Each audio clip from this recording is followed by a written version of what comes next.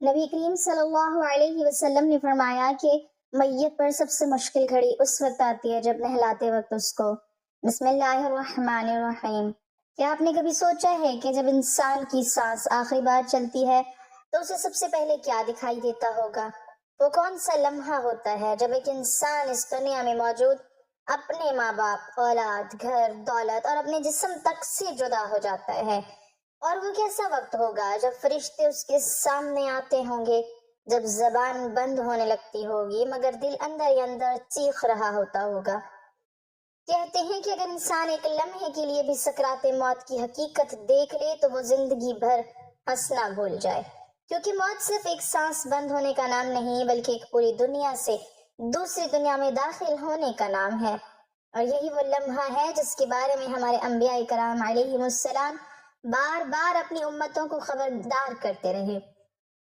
حضور نبی کریم صلی اللہ علیہ وسلم نے اپنے آخری وقت میں جب سکرات کی شدت کو محسوس فرمایا تو اپنے مبارک چہرے پر پانی پھیرتے جاتے اور فرماتے جاتے کہ موت کی سختیاں واقعی بہت سخت ہوتی ہیں۔ حالانکہ آپ صلی اللہ علیہ وسلم اللہ کے محبوب ترین نبی تھے جن کے اگلے پچھلے سب معاملات اللہ تعالیٰ نے آسان فرما دیے تھے۔ پھر سوچئے ایک عام گناہگار انسان پر اس وقت کیا گزرتی ہوگی۔ علماء فرماتے ہیں کہ جب روح جسم سے نکلنا شروع ہوتی ہے تو پہلے پاؤں ٹھنڈے ہونے لگتے ہیں، پھر جسم سے طاقت ختم ہونے لگتی ہے، پھر آنکھیں ایک جگہ جم جاتی ہیں اور انسان اپنے ارد گرد موجود لوگوں کو دیکھ تو رہا ہوتا ہے مگر ان سے بات نہیں کر پاتا۔ اسی لمحے فرشتے اترتے ہیں، نیک انسان کے لیے رحمت کے فرشتے آتے ہیں جو جنت کی خوشبو لاتے ہیں، اور گناہگار کے لیے سختی والے فرشتے آتے ہیں جن کے چہرے ہیبت ناک ہوتے ہیں۔ قرآن کریم میں اللہ تعالیٰ نے فرمایا کہ اگر تم اس وقت کو دیکھو جب ظالموں کی روحیں نکالی جاتی ہیں تو فرشتے ان پر مارتے ہیں اور کہتے ہیں کہ آج ذلت کا عذاب چکھو۔ حضرت یعقوب علیہ السلام جب بہت بوڑھے ہو چکے تھے اور وفات کا وقت قریب آیا تو انہوں نے اپنے بیٹوں کو اپنے پاس بلایا۔ اس وقت انہوں نے نہ مال کی فکر کی، نہ زمینوں کی، نہ گھر کی، بلکہ سب سے پہلے یہ پوچھا کہ میرے بعد تم کس کی عبادت کرو گے؟ ان کے دل میں آخری وقت تک صرف ایمان کی فکر تھی، اور ان کے بیٹوں نے جواب دیا کہ ہم ایک اللہ کی عبادت کریں گے۔ یہی انبیاء کی شان تھی کہ موت سامنے کھڑی ہوتی تھی مگر فکر صرف آخرت کی ہوتی تھی۔ حضرت موسیٰ علیہ السلام کے بارے میں بھی آتا ہے کہ جب ملک الموت ان کے پاس آئے تو پھر اللہ تعالیٰ کے حکم سے انہوں نے اپنے رب سے ملاقات کو قبول فرمایا۔ اس سے معلوم ہوتا ہے کہ موت کا مرحلہ اتنا عظیم اور ہیبت والا ہے کہ اللہ کے برگزیدہ بندے بھی اس کی شدت کو محسوس کرتے تھے۔ اور سب سے خوفناک لمحہ وہ ہوتا ہے جب انسان کی روح حلق تک پہنچ جاتی ہے۔ تب انسان دنیا میں واپس آنا چاہتا ہے، وہ کہنا چاہتا ہے کہ اے اللہ مجھے ایک موقع اور دے دے، میں نماز پڑھوں گا، گناہ چھوڑ دوں گا، ماں باپ کا دل نہیں دکھاؤں گا، مگر اس وقت توبہ کا دروازہ بند ہو چکا ہوتا ہے۔ اسی لیے نبی کریم صلی اللہ علیہ وسلم بار بار فرمایا کرتے تھے کہ موت کو کثرت سے یاد کیا کرو، کیونکہ یہ لذتوں کو ختم کر دینے والی چیز ہے۔ اور پھر اچانک ایک لمحہ آتا ہے، سانس ٹوٹ جاتی ہے، آنکھیں پتھرا جاتی ہیں، گھر والے رونا شروع کر دیتے ہیں، مگر اصل میں اس انسان کے لیے ایک نئے سفر کا آغاز ہو چکا ہوتا ہے۔ ایسا سفر جس کے بعد اب قبر کی تاریکی، سوالات قبر اور آخرت کی منزلیں اس کا انتظار کر رہی ہوتی ہیں۔ اور یہی وہ مقام ہے جہاں انسان کو اپنی پوری زندگی ایک ایک لمحہ یاد آنے لگتی ہے۔ کبھی آپ نے سوچا ہے کہ جس انسان کے ارد گرد چند لمحے پہلے تک گھر والے بیٹھے ہوتے ہیں، جو بول رہا ہوتا ہے، دیکھ رہا ہوتا ہے، سانس لے رہا ہوتا ہے، اچانک وہی انسان چند گھنٹوں بعد بے جان جسم بن جاتا ہے۔ پھر لوگ اسے نہلاتے ہیں، کفن پہناتے ہیں اور اپنے کندھوں پر اٹھا کر قبرستان لے جاتے ہیں، مگر اس وقت اس انسان پر کیا گزر رہی ہوتی ہے؟ کیا وہ اپنے جسم کو دیکھتا ہے؟ کیا وہ اپنے گھر والوں کی آوازیں سنتا ہے؟ کیا اسے غسل کے وقت تکلیف ہوتی ہے؟ ان سوالوں نے ہمیشہ انسان کو بے چین رکھا، اور انہی حقیقتوں کو ہمارے انبیاء کرام علیہم السلام نے اپنی امتوں کو سمجھایا تاکہ لوگ دنیا کی غفلت میں کھو نہ جائیں۔ روایتوں میں آتا ہے کہ جب انسان کی روح جسم سے نکل جاتی ہے تو وہ اپنے جسم کے ساتھ ہونے والے معاملات کو دیکھتی ہے، وہ اپنے گھر والوں کے رونے کو دیکھتی ہے، اپنے بستر کو دیکھتی ہے، اپنے کمرے کو دیکھتی ہے، مگر اب وہ کسی کو پکار نہیں سکتی۔ اسی لیے صالحین فرمایا کرتے تھے کہ موت کے بعد انسان کو سب سے زیادہ حسرت اپنی ادھوری نیکیوں پر ہوتی ہے۔ حضور نبی کریم صلی اللہ علیہ وسلم نے فرمایا کہ جب میت کو غسل دیا جاتا ہے تو اس کے ساتھ نرمی کرو، کیونکہ وہ ابھی ایک سخت مرحلے سے گزری ہوتی ہے۔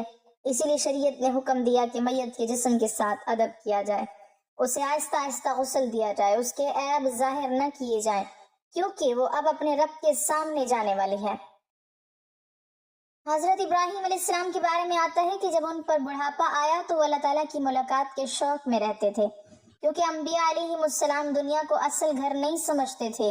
وہ جانتے تھے کہ اصل زندگی آخرت کی ہے، لیکن عام انسان دنیا میں ایسا کھو جاتا ہے کہ اسے لگتا ہے کہ موت ابھی بہت دور ہے۔ حالانکہ قبرستان کی خاموش قبریں ہر روز پکار پکار کر کہتی ہیں کہ ایک دن تم نے بھی ہمارے پاس آنا ہے۔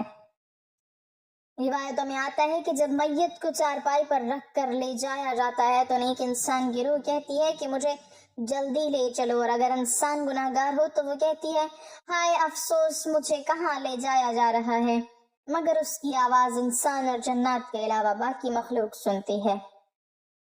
حضرت سلیمان علیہ السلام کے دور کا ایک واقعہ آتا ہے کہ ایک شخص نے ملک الموت کی ہیبت بھری نظریں دیکھی تو خوف زدہ ہو گیا، پھر کچھ ہی وقت بعد اس کی موت واقع ہو گئی۔ اس سے معلوم ہوتا ہے کہ موت کا فرشتہ جب آتا ہے تو انسان کا دل کانپ اٹھتا ہے۔ علماء فرماتے ہیں کہ جب میت کو قبر میں اتارا جاتا ہے تو اس وقت انسان پہلی بار دنیا کی حقیقت سمجھتا ہے۔ وہ جان لیتا ہے کہ جن چیزوں کے لیے عمر بھر لڑتا رہا وہ سب یہیں رہ گئیں، نہ دولت ساتھ گئی، نہ خوبصورتی، نہ طاقت، نہ غرور، صرف اعمال ساتھ گئے۔ حضرت عثمان رضی اللہ تعالیٰ عنہ جب قبر کے پاس کھڑے ہوتے تو اتنا روتے کہ داڑھی مبارک بھیگ جاتی۔ لوگوں نے پوچھا کہ جنت اور جہنم کے ذکر پر اتنا نہیں روتے جتنا قبر پر روتے ہیں؟ تو فرمایا کہ قبر آخرت کی پہلی منزل ہے، اگر یہاں آسانی ہو گئی تو آگے بھی آسانی ہوگی، اور اگر یہاں سختی ہوئی تو آگے کے مراحل اس سے بھی زیادہ سخت ہوں گے۔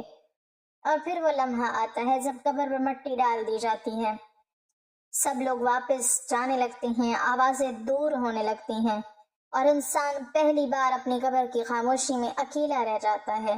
نہ کوئی دوست ہوتا ہے، نہ کوئی رشتہ دار، نہ کوئی مددگار، اور اسی لمحے قبر کے سوالات اور پہلی رات کی ہولناک تنہائی کا آغاز ہوتا ہے۔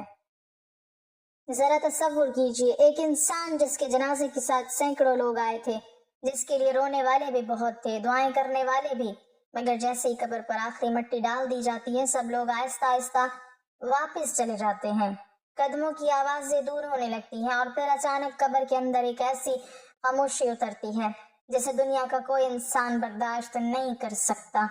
یہی وہ لمحہ ہوتا ہے جس کے بارے میں علماء فرماتے ہیں کہ انسان پہلی بار اپنی حقیقت سے روبرو ہوتا ہے۔ اب نہ کوئی ماں ساتھ ہوتی ہے، نہ اولاد، نہ دوست، نہ دولت، صرف اعمال انسان کے ساتھ رہ جاتے ہیں۔ حضور نبی کریم صلی اللہ علیہ وسلم نے فرمایا کہ جب میت کو دفن کر دیا جاتا ہے اور لوگ واپس جانے لگتے ہیں تو میت ان کے جوتوں کی آواز تک سنتی ہے۔ سوچئے وہ کیسا لمحہ ہوگا جب انسان سنتا رہا ہوگا مگر کسی کو آواز نہیں دے سکے گا۔ پھر اللہ تعالیٰ کے حکم سے دو فرشتے آتے ہیں جنہیں منکر نکیر کہا جاتا ہے۔ ان کی ہیبت ایسی ہوتی ہے کہ انسان گھبرا اٹھتا ہے۔ وہ میت کو اٹھا کر سوال کرتے ہیں کہ تیرا رب کون ہے، تیرا دین کیا ہے، اور اس ہستی کے بارے میں کیا کہتا ہے جو تم نے بھیجے گئے تھے۔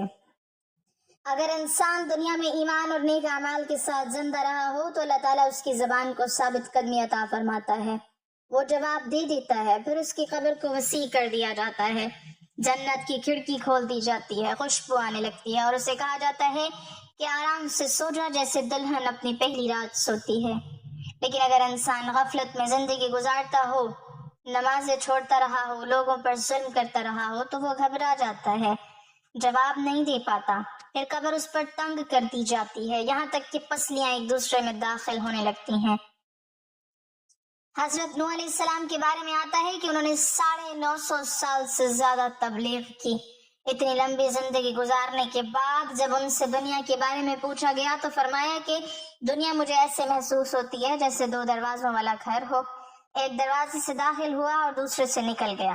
یعنی انبیاء علیہ السلام کی نگاہ میں دنیا کی حقیقت بہت معمولی تھی، کیونکہ وہ آخرت کو اصل زندگی سمجھتے تھے۔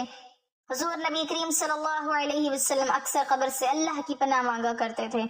آپ صلی اللہ علیہ وسلم نمازوں میں دعا کرتے کہ اللہ قبر کے عذاب سے پناہ عطا فرما۔ اس سے معلوم ہوتا ہے کہ قبر کا معاملہ معمولی نہیں۔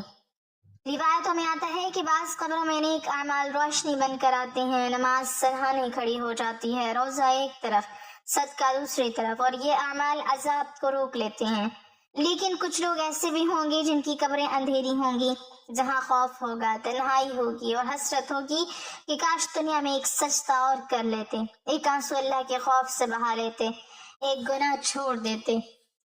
حضرت عیسیٰ علیہ السلام ایک قبر کے پاس سے گزرے جہاں عذاب ہو رہا تھا، پھر کچھ عرصے بعد دوبارہ وہاں سے گزرے تو دیکھا عذاب ہٹ چکا ہے۔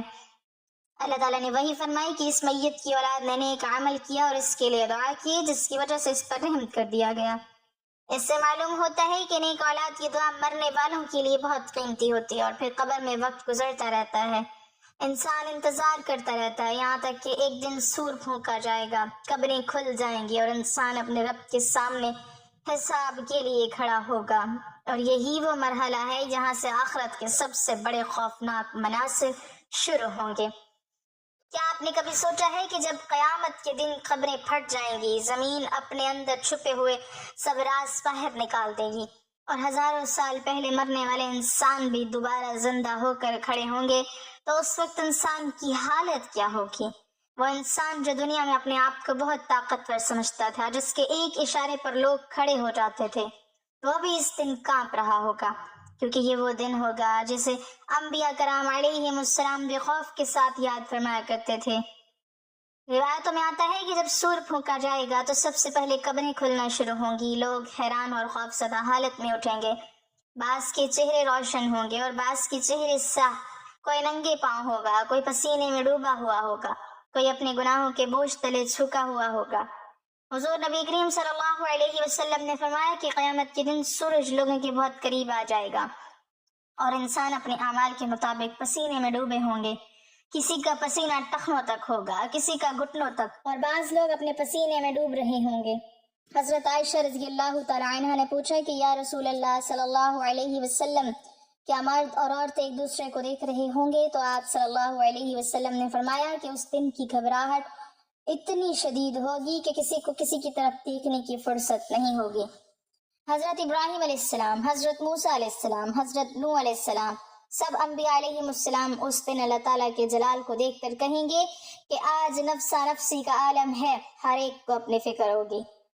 روایتوں میں آتا ہے کہ ایک ماں اپنے بچے سے بھاگے گی، بھائی بھائی سے دور ہوگا، انسان اپنے ماں باپ سے بھی نظریں چڑھا رہا ہوگا، کیونکہ ہر شخص کو اپنے حساب کا خوف ہوگا۔ پھر اعمال نامے تقسیم ہوں گے، کسی کے دائیں ہاتھ میں دیے جائیں گے اور وہ خوشی سے پکار اٹھے گا کہ آؤ میرا اعمال نامہ پڑھو، اور کسی کے بائیں ہاتھ میں دیے جائیں گے تو وہ حسرت سے کہے گا کہ کاش مجھے میرا اعمال نامہ نہ دیا جاتا۔ اسی دن میزان قائم ہوگی، نیکیوں اور گناہوں کو تولا جائے گا اور انسان کو اپنی زندگی کا ایک ایک لمحہ یاد دلایا جائے گا، وہ لمحے بھی جو اس نے لوگوں سے چھپا لیے تھے۔ حضور نبی کریم صلی اللہ علیہ وسلم نے فرمایا کہ قیامت کے دن انسان کا ایک ایک قدم اس وقت تک آگے نہیں بڑھے گا جب تک اس سے اس کی زندگی، جوانی، مال اور اعمال کے بارے میں سوال نہ کر لیا جائے۔ حضرت سلیمان علیہ السلام جیسی عظیم بادشاہت رکھنے والے نبی بھی دنیا چھوڑ کر چلے گئے، حضرت داؤد علیہ السلام جیسی طاقت بھی مٹی میں مل گئی، حضرت یوسف علیہ السلام جیسا حسن بھی قبر میں اتر گیا۔ اس سے معلوم ہوتا ہے کہ دنیا میں کوئی چیز ہمیشہ رہنے والی نہیں، ہمیشہ رہنے والی صرف آخرت ہے۔ پھر ایک وقت آئے گا جب پل صراط قائم کیا جائے گا، جہنم کے اوپر ایک باریک پل جس پر ہر انسان کو گزرنا ہوگا، کوئی بجلی کی طرح گزر جائے گا، کوئی ہوا کی طرح اور کوئی لڑکھڑاتا ہوا اپنے اعمال کے مطابق۔ اس دن انسان کو اپنی ایک ایک نماز یاد آئے گی، ہر آنسو یاد آئے گا، ہر ظلم یاد آئے گا، ہر وہ لمحہ یاد آئے گا جب اسے گناہ سے روکا گیا مگر وہ نہ رکا، اور پھر آخر کار فیصلہ ہوگا۔ کچھ چہرے خوشی سے روشن ہوں گے کیونکہ ان کے لیے ہمیشہ کی جنت ہوگی، جہاں نہ موت ہوگی، نہ بیماری، نہ غم، اور کچھ چہرے خوف اور حسرت میں ڈوبے ہوں گے۔ اس لیے اے سننے والو، ابھی بھی وقت ہے، ابھی بھی سانس چل رہی ہے، ابھی بھی توبہ کا دروازہ کھلا ہے، ابھی بھی راتوں میں اٹھ کر اللہ سے معافی مانگی جا سکتی ہے، کیونکہ جب موت آ جاتی ہے تو پھر صرف حسرت باقی رہ جاتی ہے۔ اللہ تعالی ہم سب کو ایمان پر زندگی اور ایمان پر موت عطا فرمائے، قبر کے عذاب سے محفوظ رکھے اور قیامت کے دن اپنے محبوب صلی اللہ علیہ وسلم کی شفاعت نصیب فرمائے، آمین۔ ناظرین، کمنٹ باکس میں اللہ تعالیٰ کے 99 ناموں میں سے ایک نام ضرور ٹائپ کریں۔